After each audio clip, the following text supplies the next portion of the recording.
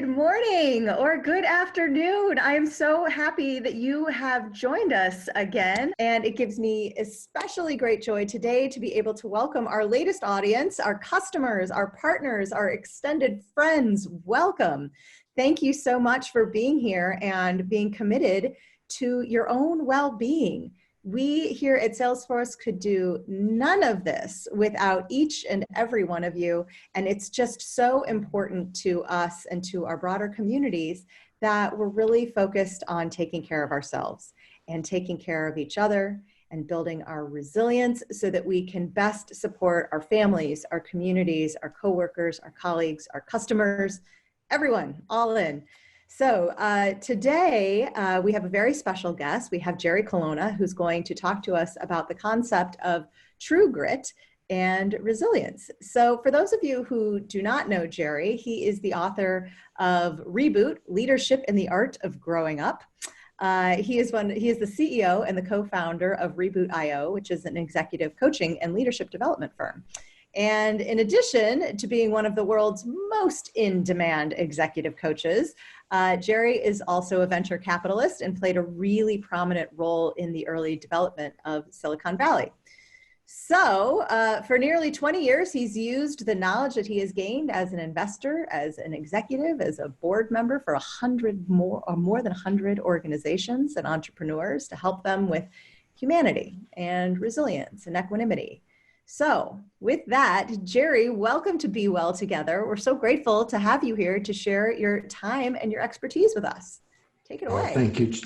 Thank you so much, Jody. You know, first off, I just want to say it's an honor to be with everybody. I'm here in Boulder and it's a snowy morning post-Easter, and it's just a delight to be a part of this effort. And I just applaud you guys for extending this support to everybody, both within Salesforce and now without. I also want to take a moment to just note this crazy little getup I have here. It's my microphone. I do a lot of podcasts, and it's a much more comfortable microphone and headset set up for me. So that's what's going on around me here.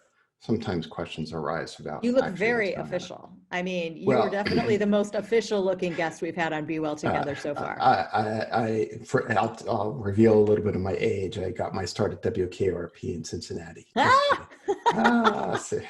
Nice. Yeah, as I mentioned off camera, I've done maybe a dozen of these kinds of gatherings, which is the way I've taken to calling them.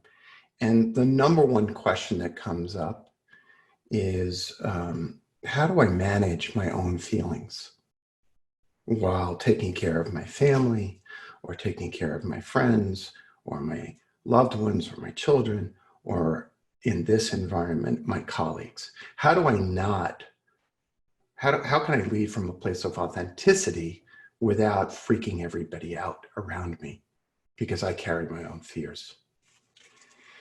And so I'd like to just address that question head on. And the first way that I've been addressing that is a quote that I have turned to time and time again. And this comes from my Buddhist teacher, Ani Pema Chodron. And this is from her book, Comfortable with Uncertainty.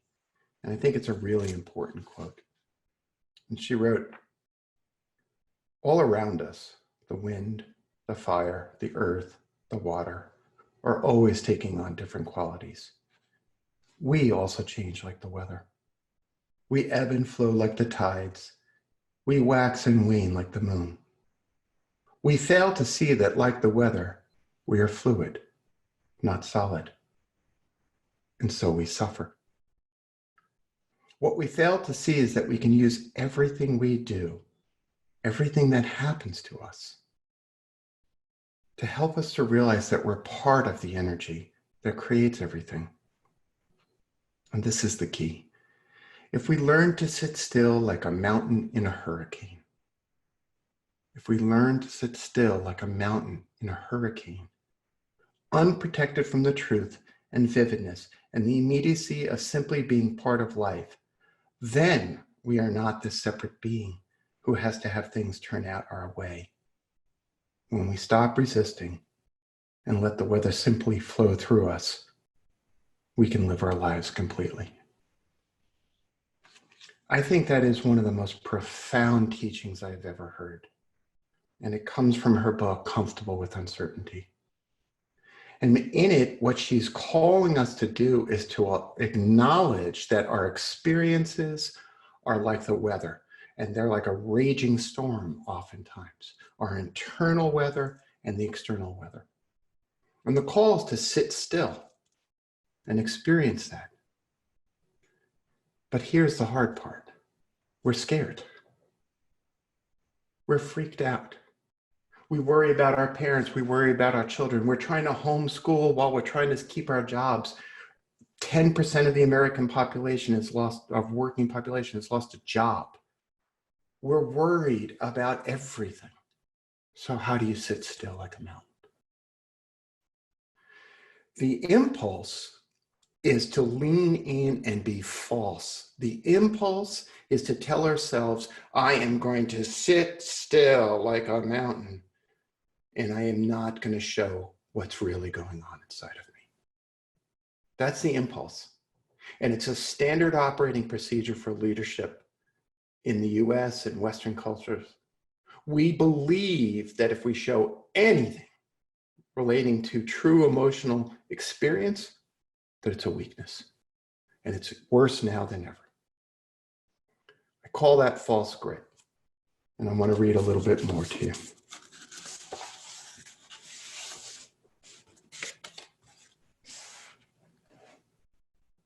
False grit is brittle. It is the sense that we are nothing if we can't take a punch. In fact, we define taking a punch as the ability to not feel pain when we are punched. False grit is dangerous.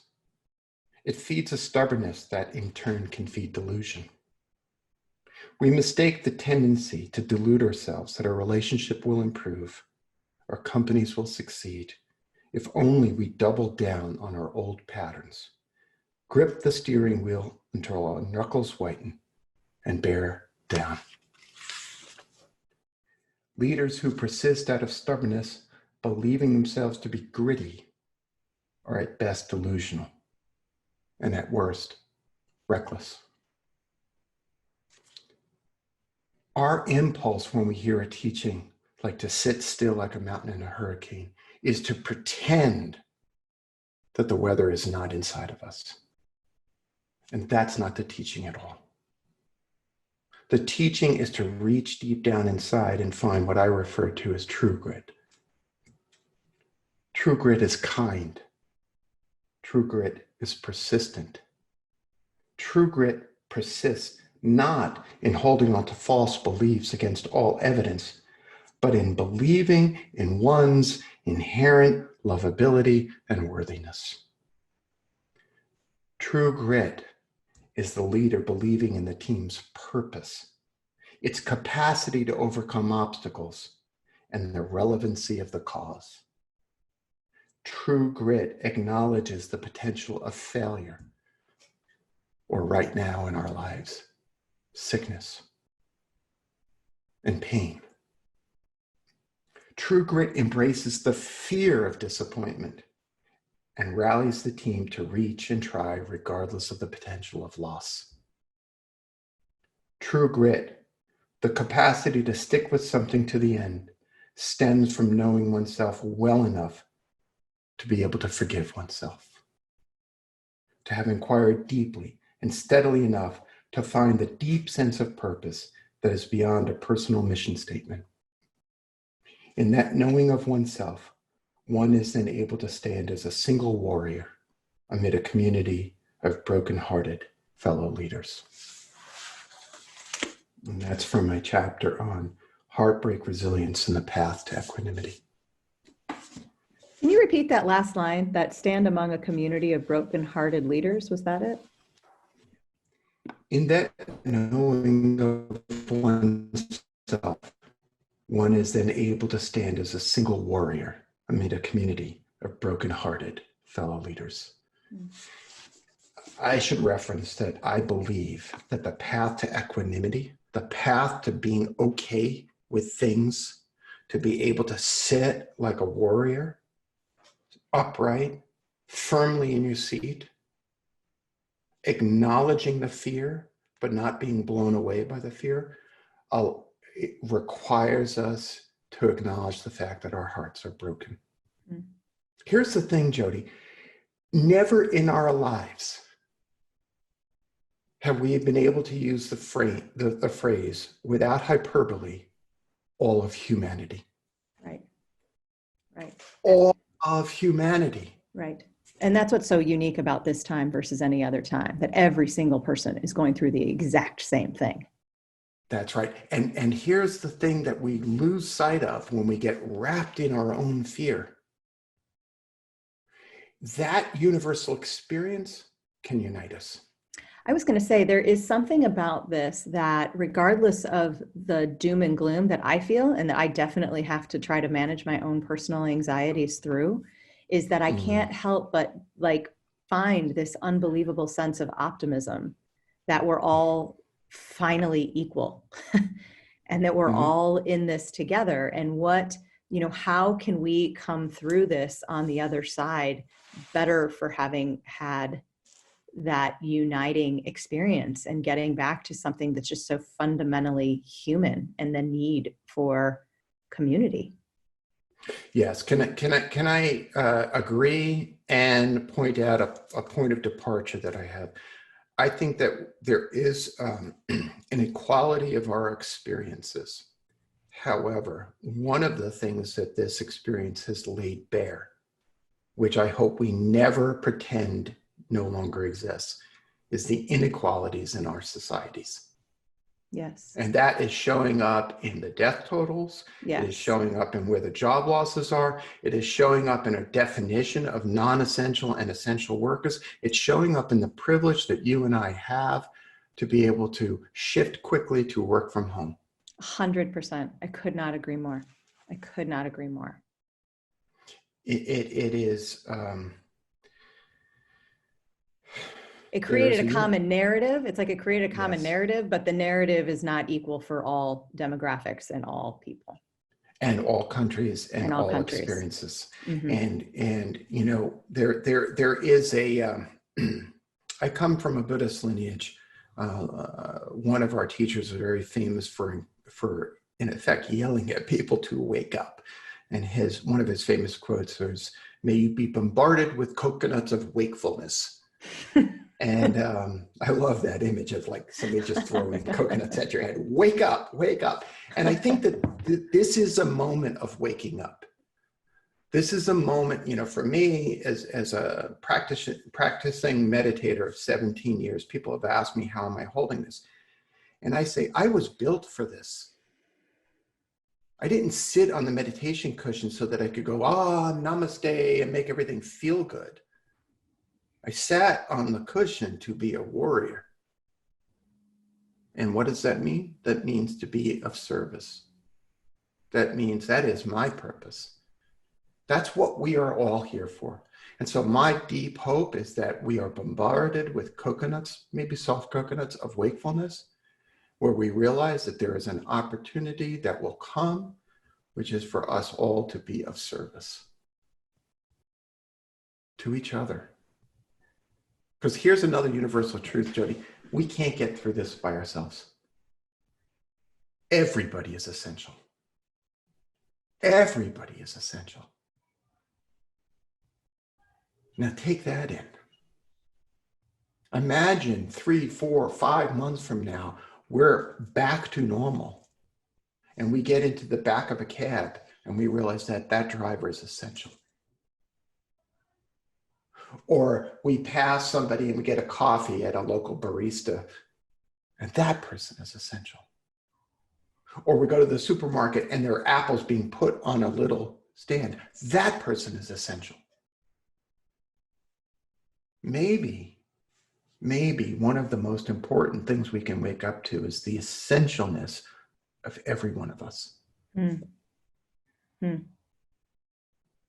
So if someone hasn't been sitting on the pillow for 17 years, meditating to become a warrior, and they're just kind of getting started now, and there is a hurricane around them, and maybe those coconuts aren't so soft and they're getting hit right and left. Like, how do you simplify it and try to not be overwhelmed by the enormity of it all, and find a place where you really can try to just get to the core and the simplicity of true grit? Okay. Brilliant question. And the first thing that occurs to me is something that I've been saying for a while now, which is that for those who are sort of new to a practice, the first thing I would suggest to you, and this occurred to me spontaneously, probably just after Bill Withers passed away, it's the phrase, lean on me. I am an elder, and I embrace that. And our community is surrounded by elders. This is a time where we turn to elders and we say, how do I hold myself in this time? And so visualize that person with you. And then the second thing, and this is really the essential thing, it's, we can overcomplicate in a reaction to the overwhelm, we can overcomplicate our reaction. And so I'll give you a couple of quick questions to hold on to that may help you. Here's one. What matters to me? Like, not what am I afraid of or what am I afraid to lose, but what matters at the end of the day? Walt Whitman spoke about, at the end of all the hustle and bustle of life, what remains is nature. What matters are the stars. What matters is the earth. What matters is the love between siblings. What matters is the love between a parent and a child. What matters is a child who looks up and says, Mommy, how do I log into Zoom? What matters are human connections and our connections to the earth. So that's the first thing. Second thing, what kind of adult do I want to be? Or more specifically, if you really want to play a little dirty trick, for those of us who have children, what kind of adults do we want our children to be? Because our calling right now is to be that person. So they know what it means to sit with true grit as a mountain in a hurricane. That's our opportunity. And so even if you sit and you take a breath and you say, what kind of adult do I want to be? It's a powerful question because it's acknowledging that you have choice. And in a moment where we feel overwhelmed, we feel helpless, we feel powerless, we always have choice. Not about everything. In fact, many of us have choice about very few things right now. But we have choice about how we want to sit. So remember, how do I hold myself? In my lineage, we talk about being a warrior, and a warrior stands with their arms at their side, their back straight, their heart, their chest soft, their heart open. That's the warrior. It's not the boxing stance that I do all the time because I'm a boxer. It's the stance that says, the world is hard and I can do this. And when I need help, I'll lean on Jody. And when she needs help, she'll lean on me. That's what matters. That's the coconut.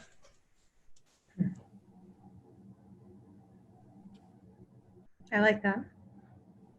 I like that a lot. I like that concept of lean on me. I like the concept of the elder quite a bit. Quite a bit. I have found that I've been missing my grandparents a lot lately. Yeah. And really so stay wishing right there, that I Jody. could yeah. Stay right there, Jody. What are their names? Harvey and Beatty and Ruth. Yes. Yeah. Are they still with us? No grandparents anymore. But I was lucky. I got to know them into my adulthood. They didn't die until I was in my 30s. So it was really very special. So we have elders and we have ancestors. Mm-hmm. Okay. Ancestors for me. And when you struggle, Jody, I want you to visualize something. Harvey, Beatty, and Ruth. Nice biblical names. Yeah. or Ruth.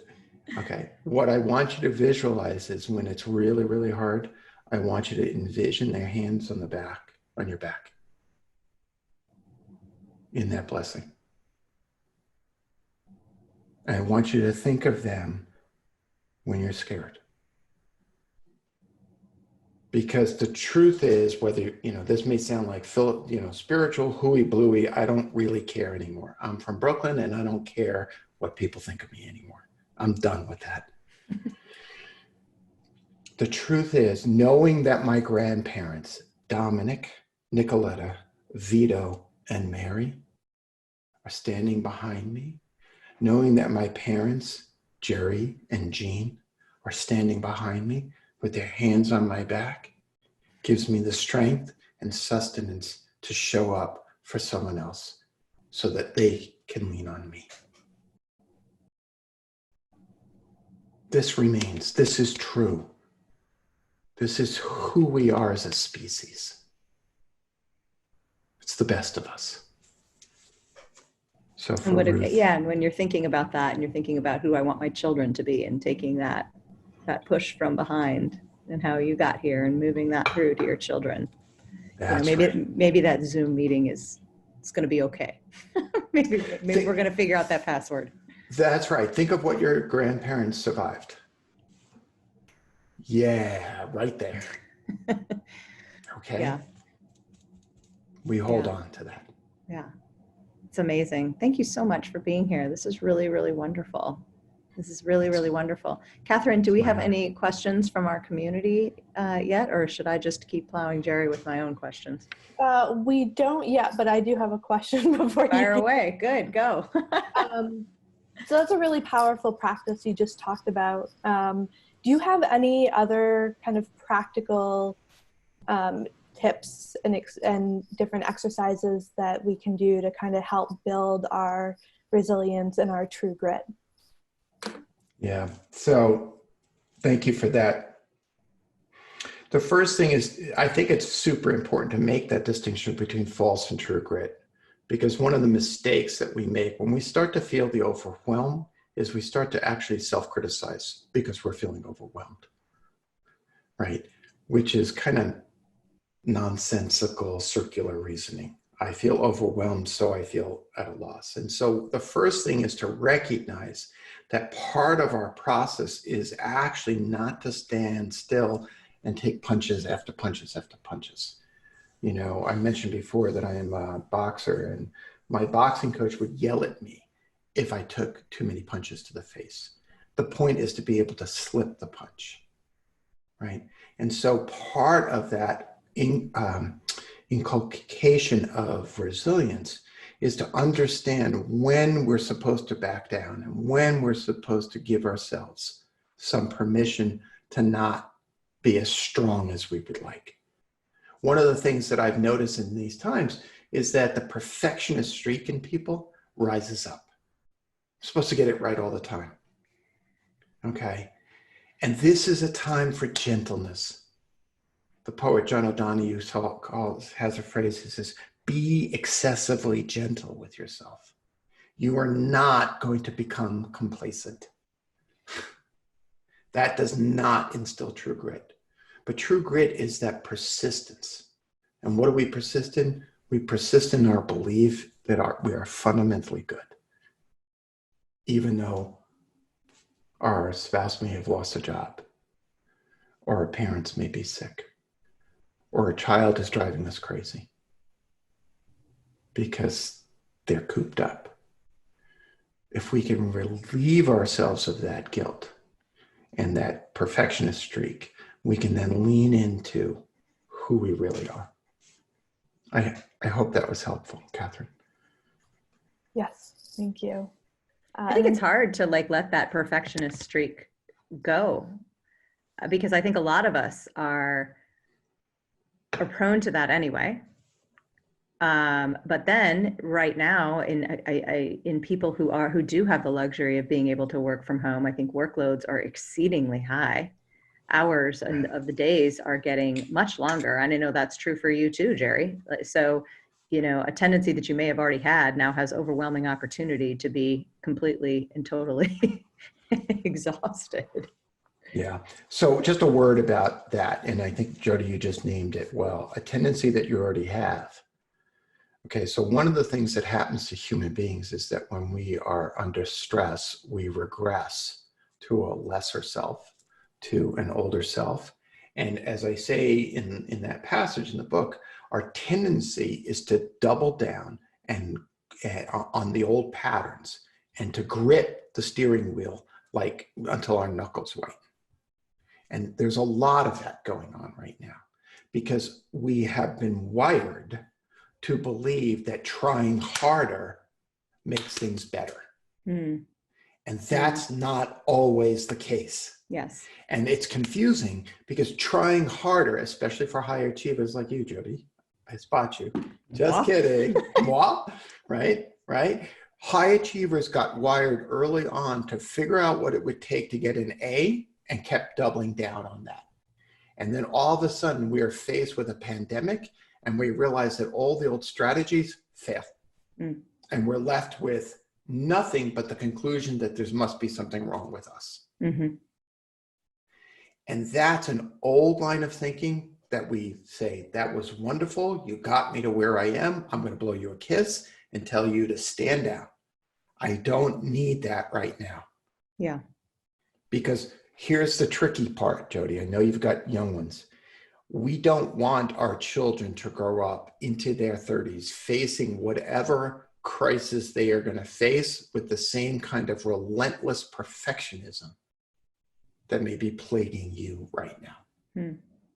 So we're going to redeploy those emotional resources to define and design the best adult you can be, which is one that works really hard, but knows that at 6 o'clock, it's time to turn the computer off.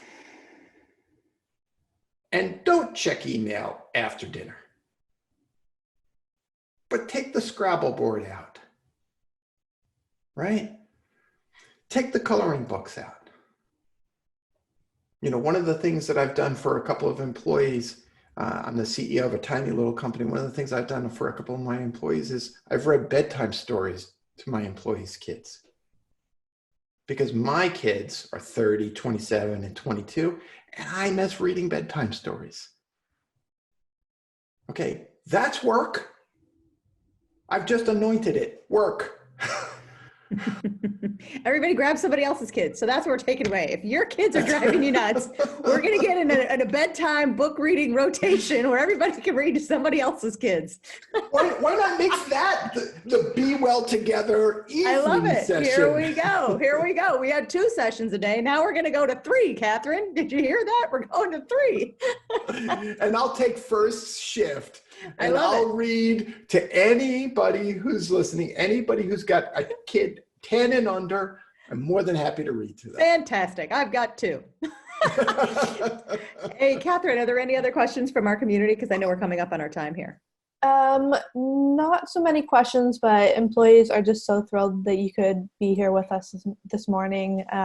They have lots of words of thank you. And then the only last question that they have is, if you can repeat the name of the book and the author from the very first quote that you read this morning, because they love that. I can. It's a short little book called Comfortable with Uncertainty. And the author's name is Pema, P-E-M-A, Chodron, C-H-O-D-R-O-N. Pema is an American Buddhist nun. She's also, here's another book I highly recommend. She wrote Comfortable with Uncertainty. It's 108 short little passages like the one I read to help us get through very difficult times. But her most famous book is a book called When Things Fall Apart. That's right. She actually wrote a book called When Things Fall Apart 25 years before the pandemic. And I highly recommend that book. That's fantastic. Thank you. Thank you so much for your time. Anytime. And I just want to say a shout out. Thank you to all the folks who did manage to listen. Take care of yourselves. Be gentle.